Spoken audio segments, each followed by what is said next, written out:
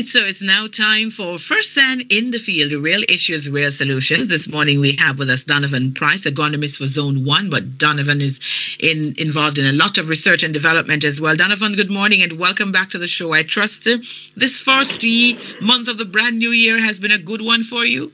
Yes, good morning, Althea. Good morning to our listeners. Yes, this month has been great. I'm happy to be here on the program and happy to hear from you again, Althea. Happy New Year. Though it's late, but Happy New Year to you and to your team. Thank you so very much. We return those sentiments to you and hope that the rest of the year is equally exciting or perhaps even more than this first month has been for you. Murphy Gooden is agronomist and technical sales consultant for Zone 4. Happy New Year to you, Murphy. Welcome to the show. We're telling you Happy New Year on the last day of the month. Yes, good morning, but I trust you also have had a good month. Yes, good morning, Althea, and Happy New Year's to you and to our listeners as well. All right, thank you, Murphy. Danavan, I'm going to start with you because this morning we're turning the spotlight on onion production, and there are certain intricacies that we have to relate to our farmers. Perhaps there are some who already know some of what we're talking about. There are others who are just getting into onion production where this information is going to be very important to them. And I want to start with the basic issue of what the current status of onion production is now in Jamaica compared to recent times. Can you make that comparison for us before we delve into some of the deeper issues? Yes, Althea, very good question.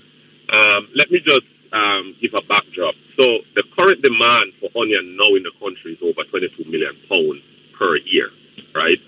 As it is now, currently, we are only producing under 2 million pounds per year. Now, what that means? Hold on. Yeah. Hold on before you move. Hold on, Danavan. Did you just say that we have a demand of 22 million pounds per year? Yes, an average. That's a whole lot of onions. Yes, it is. Yes, it is. Now, so I'm working the maths, and you say that our local production is what, at just 2 million pounds? Yes, 2 million. So we're importing 20 million pounds of onions per annum? Right, per annum, right. So what it lends itself to is that there's a great demand to be filled. And it highlights also our food security issues, which we were recently reminded of in the pandemic that we came out of. And what it means to our farmers is that it dictates to our farmers that they have to increase production and productivity to meet this demand. And that's why we're here today. So just in that backdrop highlights the importance of onion production in the company. The government, along with others, have made a significant push. If you check the statistics, we have come a far way in increasing onion production in the country, but we have a far way to go, and we're here to discuss what are the challenges and how we can overcome them. All right. Well, in discussing how we can overcome those challenges, I want to touch on the issues that farmers have been facing when engaging in onion production, and I'm going to lean on you for that as well, Danavan.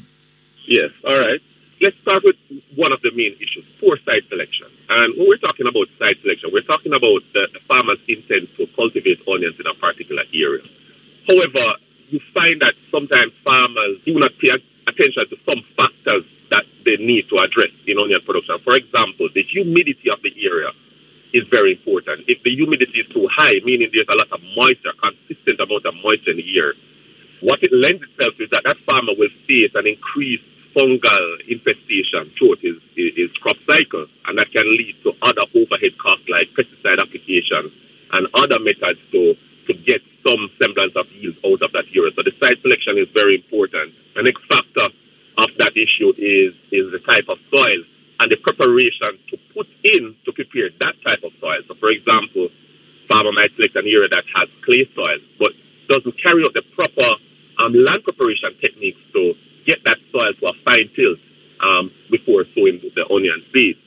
And next issue is the inadequate land preparation. Now, land preparation should start at minimum 3 months before planting of any onion, right? However, you will find in the trade that some farmers will start land preparation 1 month before planting or a couple of weeks before planting. And what it lends itself to is that they may run into an issue where they have weed management issues. So, for example, nutgrass is one of those weeds that give onion farmers a nightmare. Now, weeds can have complex root systems, and for lack of a better word, they can strangle the plant and prevent the bulbs from developing. And so what you find is that the adequate preparation that should be put into plowing, to rotovating and harrowing of the land, the emphasis of it is not done in a timely manner and an efficient manner, and lends itself to issues coming out of that in preparation for your onion crop. And next issue is the selection of the wrong selection of variety and timing.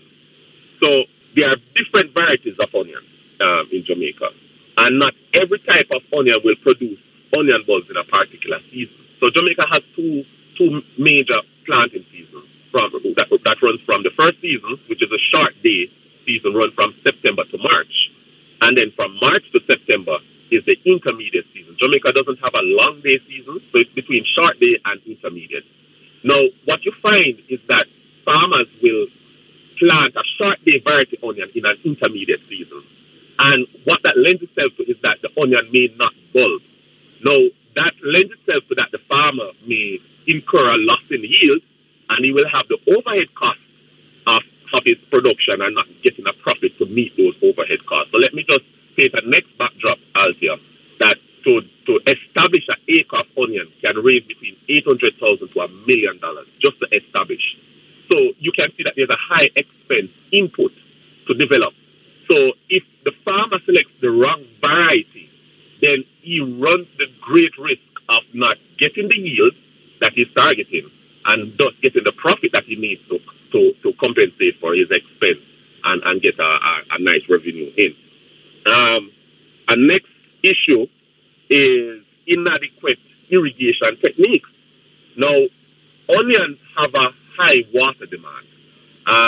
For the life cycle of onions, they need, outside of rainfall, around 500,000 gallons of water. Yes? Now, what it means is that the type of technique that you're going to be using to supply that water is very important. What you find in some areas of Jamaica is that some farmers underwater, which can lend itself to increasing nutritional deficiencies, as there's not enough moisture in the soil for the plant to facilitate the plant uptaking the nutrients. And then some farmers can end up overwatering, yet not following certain practices and principles, and that can lead itself to creating an environment that is conducive to fungal development. The bulbs may rot, the roots may rot, and other issues, and the nutrients can be leached away from the soil because of the excess water that is there. Now, a next issue is improper nutrition. Now, every crop, even onions, require a balanced amount of nutrients being provided at the right time and quantity. Now, some farmers will just buy a bag of fertilizer for buying a bag of fertilizer sake. Now, what happens is that if nutrients aren't being provided at the right time, at the right stage of the crop, and at the right quantity, you'll find that there's a delay in production, a delay in the plant moving from one growth stage to the next growth stage. And overall, at the back end, it can impact the outcome of that production and thus impact your revenues that you're getting in. Now, a next issue, which is a glaring issue, is the glaring use of excess nitrogen in onion production. Now, while onions do need nitrogen, too much nitrogen, for example, can cause several issues. One, it can affect the quality of the onion. So you don't have a long shelf life. The onion easily spoils once you harvest that onion. Second, you may develop an issue that is called fat neck when there's excess amount of nitrogen applied. And so when the onion reaches the end of its life cycle and a process called breakneck should occur, you find that it's not happening because of the fat neck. The onions are toppling over to indicate that maturity has set in and it's ready for harvest. And next issue is that if there's excess nitrogen, when the onion should start bulbing, there's a delay in that process. So it highlights that these are some of the issues that arise from improper use of fertilizers, especially not putting it at the right time and at the right quantity and the right place. Now, And next issue, last but not least, is improper pest management practices. And out of this, I just speak on really two factors. One is the failure to select the correct chemical to treat the pest that is affecting the crop. But before I even touch on that, one of the practices that most farmers do not carry out is scouting and identification of the pest in the field. So scouting is where you walk through your field and you identify, you look at the infestation level in your field, and then also identify the pest that is affecting the onions. However, if there's a failure to carry out these two simple activities, what you'll find is that a farmer will have a fungal issue, but he's buying an insecticide, right? A farmer might have an insect issue, but he's buying a miticide, for example. He might have worms, but he's buying a product that only treats mites. So what you find is that you have misapplication, and then you're not treating the pest, and then in turn, these pests develop and affect the crop and ultimately the yield. And these are just some of the issues as they're coming out of onion production. There are many more that we could touch on, but these just are some of the few glaring ones that stand out at this time. All right. And just before I take the break and bring Murphy into the conversation, just tell us how a farmer goes about selecting or should go about selecting a proper site for onion production. All right. Very good question. Now, one of the factors that you want to take into consideration is the humidity of the area. As I said before, onions are a cool season crop. So you don't want the area to be too wet, as that will lend itself to an increase in amount of fungal pathogens. And next factor that you want to take into consideration in selecting your onion site is the type of soil. Ideally, you'd want a sandy loam, free draining soil. However, onions can be planted on a wide range of soil types. With that said, you want to ensure that the correct management practices are put into place to prepare that soil to give it a fine tilt to aid in the process of germination. And next factor in site selection, you want to select areas that are free of nutgrass or a history of nutgrass. This is very detrimental to onions. Onions cannot compete with weeds. Onions are slow growing, weeds are very fast growing, and their root system can be very complex, and they can restrict the development of the onion plant. So you want to ensure that when you're selecting a site, you're selecting one that is free of these nutgrass or onion grass, as some persons would call it. Right. I was just going to say that nutgrass is popularly called onion grass, and the roots do join. They run across and join each other underground, which is why it is very important that farmers not plant in an area where there has been, even in the past, extensive weed or vast amount of weeds in the area. Danavan, we're past the break, so let me just clear that, and then when we come back, I want to bring Murphy in. I don't want him to feel that we're not going to allow him to talk in this conversation this morning. Let's take the break. Miss Betty, early blight take over my tomato. And me pepper full of powdery mildew. What me I go do? Clear way. Oh, you want tell me fi clear way? What do you think me and your friend? No, Mas Kelso. May I tell you to use Clearway from Newport-Fersan, Jamaica. It is a contact and systemic fungicide with protective and curative actions against a wide range of fungal diseases such as anthracnose and early blight in tomato, purple blotch in onion, late blight in potato, leaf spot in peanut, powdery mildew in pepper, and much more. Thanks, Miss Betty. You're really my friend. Me call me Newport-Fersan rep right now. Can't forget that name there. Clearway. Clearway. Farmers, get your supply today. Another premium product from Newport-Fersan, Jamaica Limited. Miss Betty, early blight take over my tomato. And me pepper full of powdery mildew. What me I go do? Clearway. Oh, you want tell me fi clear way? What do you think me and your friend? No, Mas Kelso. May I tell you to use Clearway from Newport-Fersan, Jamaica. It is a contact and systemic fungicide with protective and curative actions against a wide range of fungal diseases such as anthracnose and early blight in tomato, purple blotch in onion, late blight in potato, leaf spot in peanut, powdery mildew in pepper, and much more. Thanks, Miss Betty. You're really my friend. Me call me Newport-Fersan rep right now. Can't forget that name there. Clearway. Clearway. Farmers, get your supply today. Another premium product from Newport-Fersan, Jamaica Limited.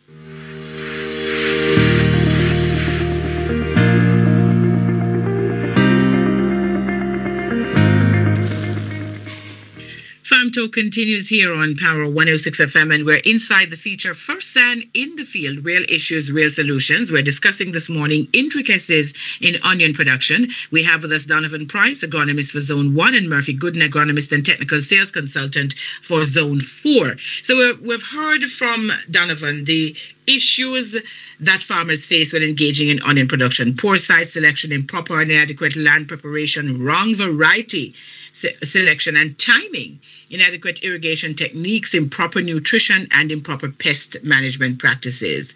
And he has also shared with us how a farmer should go about selecting a proper site for onion production. Well, let us bring Murphy in, and we want Murphy to talk about land preparation. What are some of the steps to be taken in land preparation for onion production? Yes, Alta. Now, some of the steps that are to be taken in land preparation for onion, because one, the aim is to always get weed control under proper management. So the practice of the stale bed technique, which basically involves land preparation at a minimum of 3 months before planting. Now, the stale bed technique is a very effective method used in controlling weeds. Now, bear in mind, as we have mentioned earlier, the nutgrass alone, weeds alone, can take up to 70% of the nutrient that the plants should receive, right? Now, the use of a pre-emergent herbicide is also effective, as this will also aid in weed control. Now, as Danavan had alluded, onion cannot compete with weed, so it is key that we gain control of this at the start. And also, another step that should be taken in land preparation is the issue of if there's any need, there has to be some form of pH correction. Can we use this in the form of a soil ameliorant? Now, this should be applied at least 10 days before planting, as this will basically aid in controlling the pH and correcting the pH. So when it's time for the plants to take up the nutrients, there will be no issue. So these are just some of the steps that should be taken during land preparation out here. Really very important, and we hope that the farmers that have their notebooks and they're taking notes, or perhaps even recording what we're saying, because it is critical.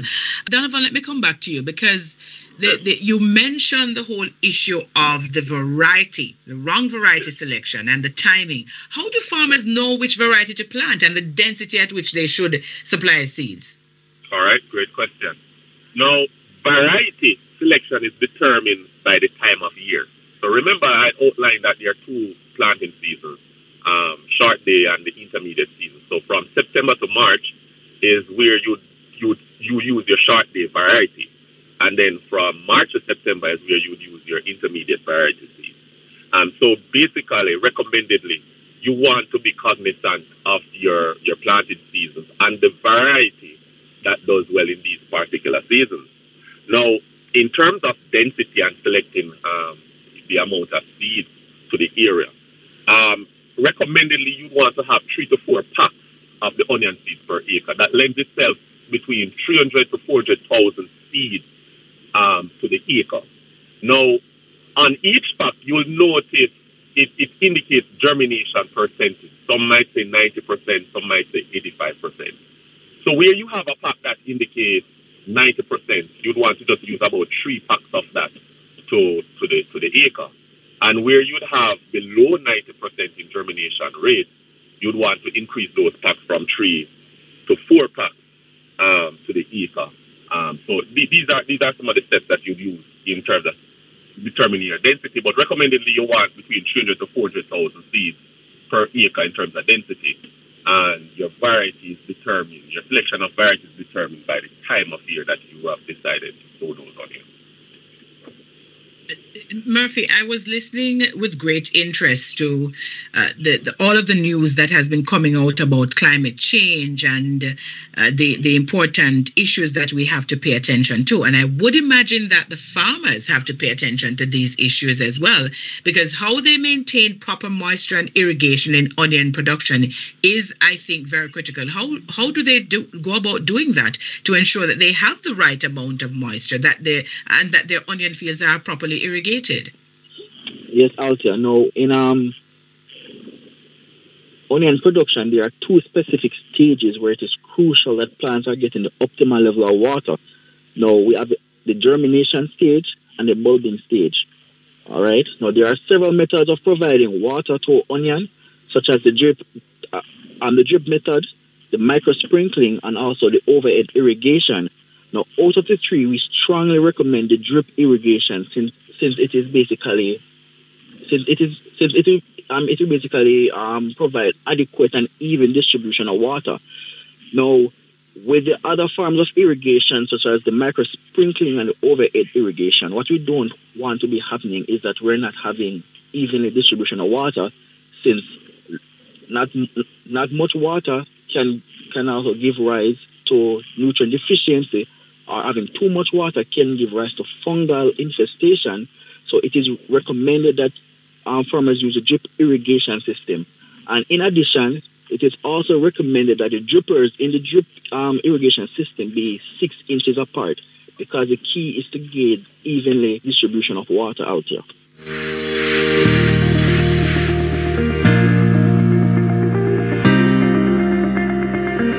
Gentlemen, that you are sharing this information with us, because it is really very critical for the farmers to get this information. Let me come back to you, Danavan, because we talk about all of the components, and we have to talk about that balanced nutrient management system in onion production, because if you're talking about the intricacies, then we really have to get down to some of the nitty-gritty. Tell us a little bit more about this whole process of that balanced nutrient management system. Right. In fact, is that Murphy's question or yours? I think that is Murphy's question. Murphy, you answer that. Okay, let us give Danavan a break. Okay. Now, when you think about a balanced nutrient management system, every plant requires a total of 17 different nutrients to fully function at optimal level. For example, if one of them is lacking, this will no doubt affect production. Take, for example, potassium. Now, this is needed at the bulbing stage to drive bearing. If this is low or unavailable in the soil, no doubt production will be affected. Now, we at Newport-Fersan, we facilitate soil testing with the aim of precise nutrient management. That is the PNMS program. Now, this is basically based on scientific principles in getting maximum production from crops, namely onion. Now, for farmers who wish to go on a more improved regime, we also have the improved program, which basically follows the booster line of fertilizer, which entails the start booster, the vegetative booster, and the yield booster. Now, the start booster, it basically contains 8 different nutrients from nitrogen, potassium, phosphorus, sulfur, magnesium, iron, boron, and zinc. The vegetative booster, it contains nitrogen, potassium, phosphorus, sulfur, calcium, humic acid, and also NMAX. Now, the yield booster, it contains, again, nitrogen, 16520, so nitrogen, phosphorus, potassium, sulfur, magnesium, and also microelements such as iron, boron, and zinc. Now, the reason why we've included this much elements or this much nutrient within the bag is that based on soil sampling done across the island, we noticed that especially iron, boron, and zinc, they tend to be very low in soils right across the island. Now, the booster line, this is available not only in the granular form, but also in the soluble form. So for farmers who are using their drip irrigation, they can also go with this improved regime in their practices. And so the precise nutrient management system that you have there at Newport-Fersan is one that you, of course, encourage the farmers to make use of, because it means that the onions are getting precisely what they need for growth. Danavan, how can farmers properly manage pest and disease in onion production? All right. Well, good question. You want to start your management of pest and disease from land prep. Weeds are one of those key pests that can affect onion production. So your land prep is very important. Murphy alluded to use of your stale bed technique, and we recommend land prep begin at minimum 3 months before production, so as to manage that pest. You want to also look at the type of irrigation. If it is that you're using a overhead sprinklers, it can give itself rise to fungal infestations that may develop because of the moisture, creating that conducive environment for it. So your type of irrigation is very important. that you're going to be using to ensure that there's an adequate and even distribution of water across the bed and avoid that excess. Also, in tandem with that, you want to have excellent drainage system, both an internal drainage system in and around the bed, and external drainage system at the edge of the field as well, to take away any excess moisture that may lend itself to creating an environment favorable for fungal development. You also want to ensure you're carrying out your scouting and identification practices in identifying the pests and the appropriate methods to control them. We recommend the use of IPM, which is the integrated pest management approach. Now, in that method, farmers use the chemical method a lot. And here at Newport-Fersan, we do facilitate by providing products that can treat particular pests that affect onions. So, for example, like thrips, mites, worms that normally affect onion and the purple blotch. We have the eradicate that can target the purple blotch, eradicate and clear it that treats the purple blotch in onion, the fungal infestation in onion. And for miticide and for insects that affect onion like worms and mites and thrips, we have Spectra, which is an insecticide and a miticide, and we have Sucker, which is also an insecticide and a miticide, and we have the First Strike, which is geared to controlling a wide range of worms that do affect onions. And next method in properly managing pests and disease is biosecurity. Yes. All right. So, Danavan, hold your thoughts. Hold your thoughts on the biosecurity there. When we come back from the break.